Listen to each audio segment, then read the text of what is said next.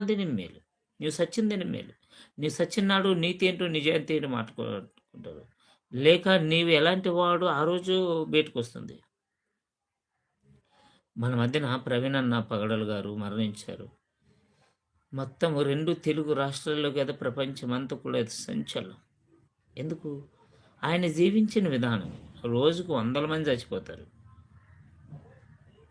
వందల మంది చచ్చిపోతున్నారు. ఆయన ఎందుకు ఈయన ప్రత్యేకంగా నిలిచాడు అంటే, ఆయన దేవుడిచ్చిన సమయాన్ని సద్వినియోగం చేసుకున్నాడు. ఒక మంచి డిబేటర్‌గా, ఒక మంచి వక్తగా, ఒక మంచి పాస్టర్‌గా, ఒక మంచి మనసున్న వ్యక్తిగా, ఒక బిజినెస్ మ్యాన్‌గా అన్నిట్లో నంబర్ 1 స్థానంలో ఉన్నాడన్న. అన్నిట్లో గూడా నంబర్ 1 స్థానంలో. తన సొంత ఆలోచనతో, తన చదువులతో ఒక మంచి కంపెనీ పెట్టి ఎంతోమందికి ఏం చేశాడు? ఉపాధి కలిగించాడు. అందుకే ఈయనంటున్నాడు, సుగంధ తైలం కంటే మంచి పేరు మేలు, ఒకని జన్మదినం కంటే మరణదినం మేలు. నీ పుట్టిన దినము కంటే, నీవు ఈ భూమి మీద బ్రతికే దినము కంటే, నీవు సచ్చిన దినము చాలా ప్రాముఖ్యమై ఉండాలి. కిందకేమంటున్నాడు చూడండి. విందు జరుగుచున్న ఇంటికి పోవుట కంటే, ప్రలాపించుచున్న వారింటికి పోవటం మేలు. ఎలనగా మరణము అందరికి వచ్చును గనుక, బ్రతుకువారు దానిని మనసు పెట్టెదరు.